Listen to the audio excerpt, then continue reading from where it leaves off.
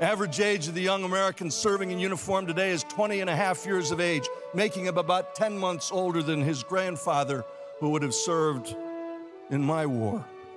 He's a high school graduate. He's a volunteer.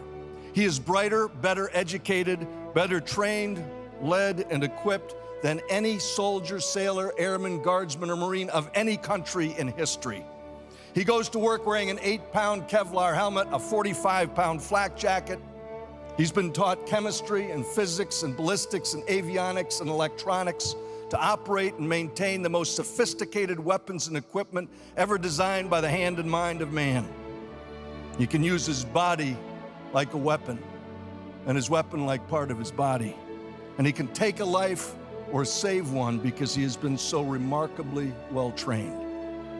The images of the young Marines and soldiers and sailors and airmen going to Bible studies and religious services aren't staged.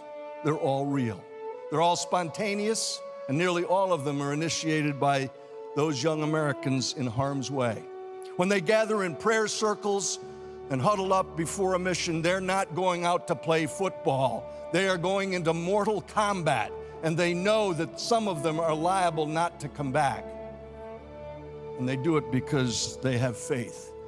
Just for the grins, how many of you raised a teenage boy? I used to do this when Betsy wasn't there because she eventually told me, I saw you raise your hand. I did that.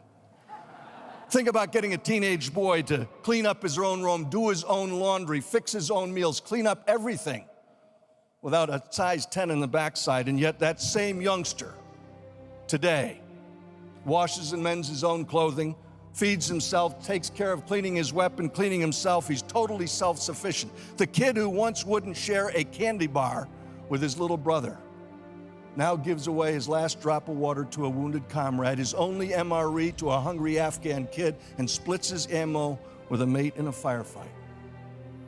I always save this one for last when I'm explaining it to young people about who they are, because so few of them know the truth of these youngsters.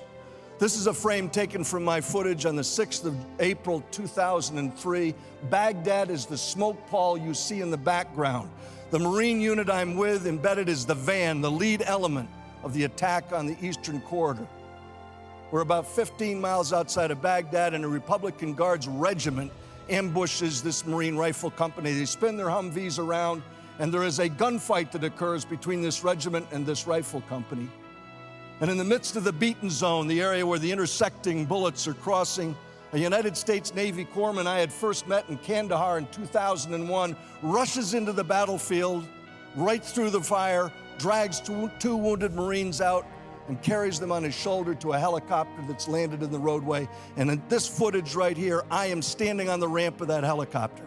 And this corpsman, who's rushed now twice before and brought these two wounded back, now has a third one. And off to the right-hand side, as you look at the screen, a Reuters news crew sets up their tripod, and they're videotaping him going in and out. And as this guy staggers back into the gunfight, one of them shouts out, "Hey, mate, what did you do that for? Didn't you notice?" In other words, you stupid American. Didn't you notice that wasn't a Marine? If you look carefully at that photograph, you'll see that the wounded warrior, who's already been bandaged up by that United States Navy medical corpsman, isn't a Marine. It's a wounded Iraqi soldier.